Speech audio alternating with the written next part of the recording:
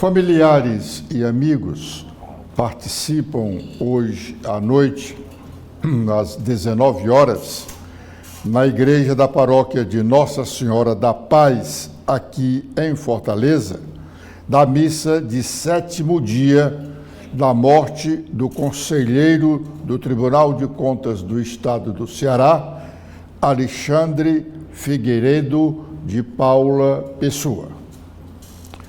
Ele morreu no domingo, no penúltimo domingo deste mês. Com a missa de 7º dia, nos próximos dias, o nome do novo conselheiro do Tribunal de Contas do Estado do Ceará, no lugar de Alexandre Figueiredo, deverá ser aprovado pela Assembleia Legislativa. O nome mais cotado hoje é o do ex-deputado estadual Nelson Martins. Ele já foi líder do governo na Assembleia Legislativa, líder do primeiro governo de Cid Gomes. É um político sério, não deslustrará o Tribunal de Contas do Estado. Lúcio Gomes, o homem que comanda as docas no estado do Ceará, desde os primeiros meses do governo Lula, não mais está liberado de dar aulas na Universidade Vale do Acaraú. Na última sexta-feira, foi publicado um decreto do governador Elmano de Freitas, mas este decreto é ainda do mês de maio, só foi publicado agora na última sexta-feira, encerrando a sessão que a UVA fez, que o governo do estado fez, para que ele assumisse esse cargo de diretor-presidente da Companhia Docas do Ceará. É um cargo do governo federal. A UVA cessou a sua liberação, o que significa dizer que ele terá que voltar a dar aulas. Ele pode até compatibilizar os seus horários, dando aula na UVA e respondendo pela presidência da Companhia Docas do Ceará. Pode até compatibilizar esses horários. Afinal de contas, daqui para Sobral, 2 horas de viagem, não mata ninguém. E, sem dúvida, ele não daria aulas todos os dias. O inusitado é esse fim da sessão. Ele está no posto por indicação do ministro Camilo Santana. Dizem até que quando o Camilo foi pedir ao presidente Lula esse cargo para o Lúcio Gomes, disse que ele enfatizou que ele era irmão do senador Cid Gomes. Naturalmente, para que o presidente se facilitasse a nomeação dele. E o presidente teria dito: não me interessa de quem ele é irmão, filho ou pai. Eu estou dando o cargo a você. Bom, isso é o que dizem. Não se sabe porque a conversa do presidente com o senador, ministro da Educação, deve ter sido a sós. Mas o inusitado, repito, é porque é comum no serviço público, sobretudo quando se trata de aliados, os governos municipal, estadual e federal cederem funcionários seus para assumirem cargos comissionados no outro governo. o governo federal cede para o governo estadual cede para o federal, o municipal idem. E acabar com essa cessão assim, inesperadamente, para nós, público, da ideia de que as relações políticas entre as partes, não com ele, propriamente com Lúcio, que ele é o único dos irmãos Ferreira Gomes que nunca disputou um voto e não tem, tudo indica, pretensões de ser candidato a alguma coisa. Mas ele sempre esteve no governo do Estado. Ele foi secretário da Infraestrutura no governo Camilo Santana. Teve até aquele episódio que ele não aceitou que o Quintino Vieira, o homem da Superintendência de Obras, recentemente exonerado, que ele não aceitou que o Quintino, com a Superintendência de Obras, fizesse parte da estrutura da Secretaria da Infraestrutura. E o governador da época, Camilo Santana, mudou o organograma do Estado para garantir o emprego de Quintino, não na Secretaria da Infraestrutura, mas na Secretaria das Cidades. Brevemente nós saberemos quais razões motivaram este fim da sessão do professor Lúcio Gomes, professor da UVA, para presidir a Companhia Docas do Estado do Ceará. A TV Senado fez uma matéria sobre as alterações aprovadas no projeto do novo ensino médio, que já havia sido aprovado na Câmara dos Deputados. Então, o Senado fez algumas alterações e esse projeto terá que voltar para a Câmara. A ideia é que essa nova estrutura do ensino médio brasileiro já estivesse em vigor a partir do início do próximo ano letivo, 2025. Mas, com essas alterações feitas no Senado, é possível que a Câmara não as aceite e o projeto vai demorar um pouco mais até ir para a sanção ou veto do presidente da República.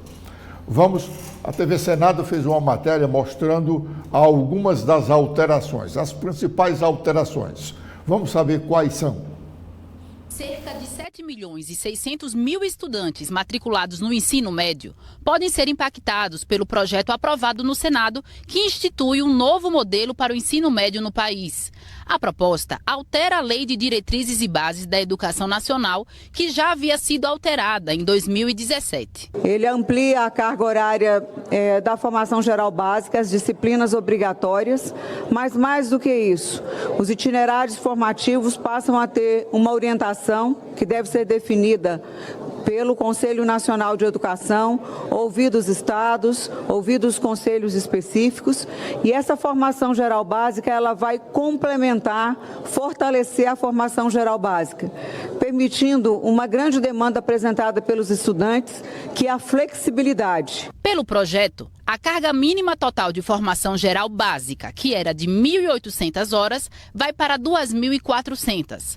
O acréscimo será gradativo, a partir de 2025. Em 2029, a nova carga horária já deve ser aplicada. A carga horária das disciplinas obrigatórias também foi ampliada de 60% para 70%. Já os itinerários formativos, que são um conjunto de atividades educativas à escolha dos estudantes de acordo com os interesses de cada um, foi diminuída de 40% para 30%. A língua espanhola foi incluída no componente curricular, mas com possibilidade de que outras línguas sejam adicionalmente ofertadas, de acordo com a necessidade local.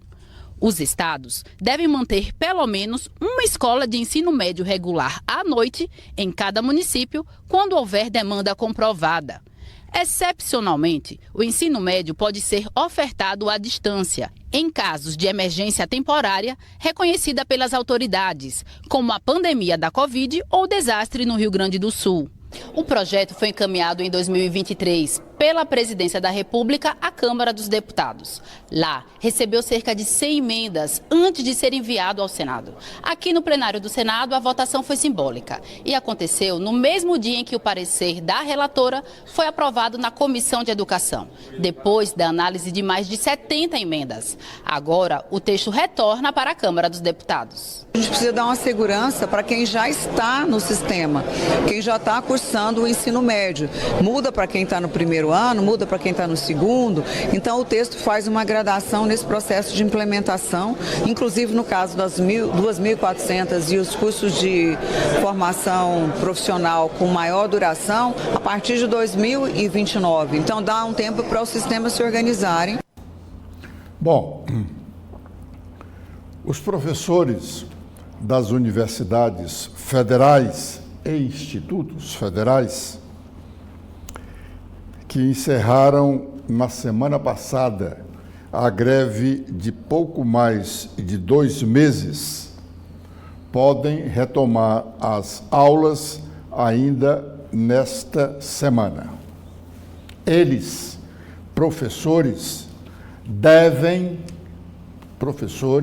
das universidades federais, universidades e institutos federais, devem um pedido de desculpas aos estudantes. Se não os fizerem, se não pedirem desculpa aos estudantes, os alunos, devem exigir esse pedido de desculpas. Foi uma greve descabida e, podemos dizer, até irresponsável. Aliás, o presidente Lula, no encontro com os reitores federais e diretores de institutos federais em Brasília, advertiu as lideranças do movimento grevista que eles poderiam acabar saindo da greve sem nenhum ganho. Vamos ouvir o que disse o presidente Lula. Pedir aos companheiros que, eu sei que não é o caso de falar com reitores aqui, essa questão da greve. A greve ela tem um tempo para começar e tem um tempo para terminar. A única coisa que não se pode permitir é que uma greve termine por inanição. A única coisa que não pode acontecer, porque se ela terminar, as pessoas ficam desmoralizadas. Então, o dirigente sindical, ele tem que ter coragem de propor, ele tem que ter coragem de negociar, mas ele tem que ter coragem de tomar decisões que muitas vezes não é o tudo ou nada que ele apregoou. Eu sou um dirigente sindical que eu nasci no tudo ou nada. Para mim era o seguinte, é 100% é nada, é 100% é nada, ou é 83% é nada, ou é 45% é nada. Muitas vezes eu fiquei com nada. Muitas vezes eu fiquei com nada. E eu acho que nesse caso da educação, se vocês analisarem o conjunto da obra, vocês vão perceber que não há muita razão para essa greve estar durando o que está durando. Porque quem está perdendo não é o Lula. Quem está perdendo não é o reitor, quem está perdendo é o Brasil e os estudantes brasileiros. É isso que tem que ser levado em conta. E não é por 3%, 2% ou 4% que a gente fica a vida inteira de greve. Vamos ver os outros benefícios. Vocês já têm noção do que foi oferecido? Vocês conhecem o que foi oferecido? Vocês conhecem? Porque no Brasil está cheio de dirigente sindical que é corajoso para decretar uma greve, mas não tem coragem de acabar com a greve. Sabe, então, eu fui dirigente sindical, eu sei como é que funcionam as coisas, sabe? Já participei até da greve da USP, em 1979, mas eu só queria que levasse em conta o seguinte, gente, sabe? O montante de recursos que a companheira Esther colocou à disposição é um montante de recursos não recusável. Eu só quero que leve isso em conta, porque senão nós vamos falar em universidade, institutos federais, e os alunos estão à espera de voltar à sala de aula. Bom, o presidente deu esse recado há alguns dias. Os professores tinham a obrigação de saber o que o Estado brasileiro pode oferecer a mais aos seus servidores. A situação fiscal do Estado brasileiro, das unidades federativas, os estados, os municípios, a situação fiscal desses entes governamentais não é nada boa. E logo os professores universitários, que são as cabeças pensantes, ou devem ser, as cabeças pensantes do país, tinham a obrigação, o dever de saber o que poderiam levar com essa greve que só prejudicou a juventude brasileira que está nas universidades federais e aqui também nas universidades estaduais. Juízo é bom, pessoal. O incêndio que destruiu o plenário da Assembleia Legislativa Cearense na última sexta-feira acabou antecipando o recesso de meio do ano dos deputados estaduais. Essa conversa de os deputados realizarem sessões remotas não deixa de ser uma lorota. Só acontecerá alguma reunião remota quando o governo estadual tiver interesse em aprovar com urgência alguma matéria. Aí, todos eles, os governistas, que são mais de 30, todos eles irão aparecer nas telas dos seus celulares ou computadores numa sessão remota. Tomara que não apareçam deitado na cama, sem camisa, ou sentado no vaso sanitário, como o vereador do Rio de Janeiro. Pelo menos que tenham postura de se apresentarem para os cearenses. Se os deputados quisessem mesmo trabalhar nos diversos prédios do Poder Legislativo, existem grandes espaços onde, colocado bancadas simples, os 46 deputados estaduais poderiam ficar ou podem ficar relativamente bem acomodados para realizarem presencialmente as sessões.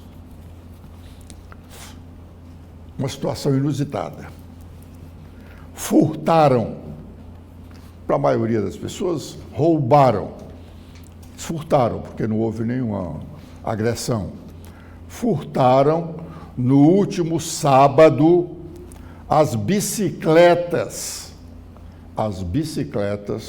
dos policiais militares cearenses que faziam patrulhamento no final do bairro Antônio Bezerra, proximidades do Norte Shopping. Nós temos muitos policiais que trabalham de bicicleta. São bicicletas da Polícia Militar, que eles as utilizam para rodarem os quarteirões. Óbvio que não dá para ir a longas distâncias. Pois bem, furtaram essas bicicletas dos policiais, quando eles dizem que eles foram atender uma ocorrência dentro do shopping, quando voltaram, só viram o espaço vazio das bicicletas. Ora, se levam as dos policiais e as nossas. Muito bem. Nós temos policiais militares da reserva, policiais militares da reserva de patentes elevadas, patentes oficiais superiores, indignados com a situação da segurança pública do Ceará. O anúncio feito pelo governador Elmano no último fim de semana, admitindo pedir a ajuda da Força Federal para combater o crime organizado no estado do Ceará, embora tardiamente, pois ele poderia ter feito isso no início do seu governo, quando a situação da segurança pública era tão caótica como agora. Mas, embora tardiamente, não deixa de ser um alívio para os cearenses. Aliás, eu escrevi um artigo que vai sair, vai ser publicado daqui a pouco, no blog do Edson Silva, onde eu digo exatamente isso aí. O governador Elmano de Freitas, embora muito tardiamente, acena com uma providência que gera sensação de alívio aos cearenses. Pedir ao governo federal a liberação da Força Nacional para ajudar o Estado a enfrentar o domínio das facções criminosas, que intranquilizam a todos nós. Essa providência, pedir ajuda federal, deveria ter ocorrido logo no início do seu governo, já que a promessa de campanha eleitoral dele era enfrentar com todas as forças a bandidagem do Estado. Hoje é um pouco tarde, mas mesmo assim será importante. A cada dia que passa, mais fincado nos rincões cearenses fica o domínio do crime organizado, tornando impotente a segurança do próprio Estado. Aliás, o antecessor de Elmano é quem deveria, no seu governo, ter pedido a ajuda federal.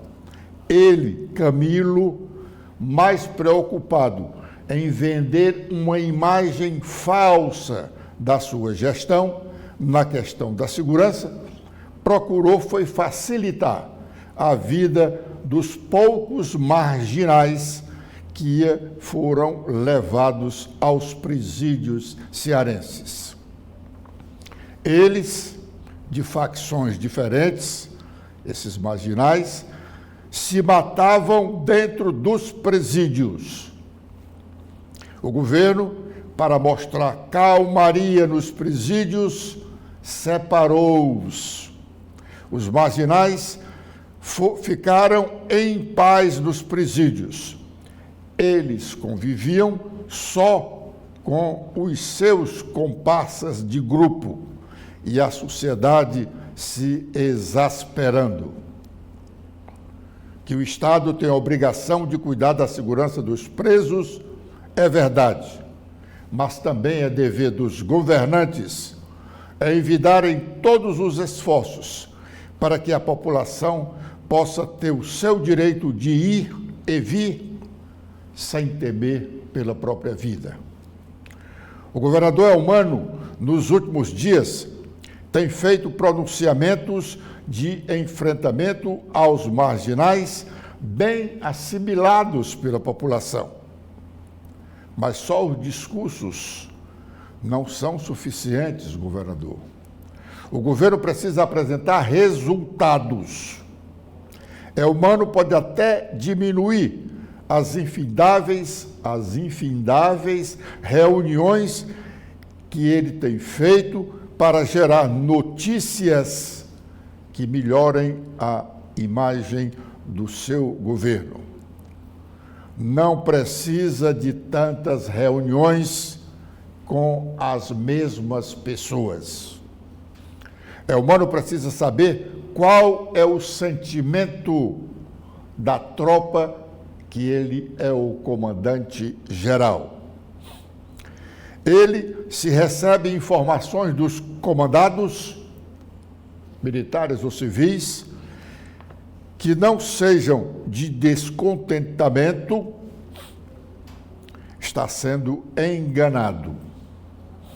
Um bom número de policiais está de braços cruzados. Um número expressivo de militares, dizem alguns, estão licenciados graciosamente. E a maioria dos policiais, me disse alguém com conhecimento da caserna, está na polícia, ou por não ter encontrado um outro emprego, porque realmente eles não têm vocação para aquele trabalho. Falta vocação para o mistério. E não há na corporação quem o estimulem ou os estimulem a ser policiais. Com esse comentário, nós estamos encerrando a nossa participação neste primeiro bloco de notícias da manhã de hoje, convidando-os a continuarem conosco aqui na TV da Transparência, porque já teremos novas informações. Obrigado.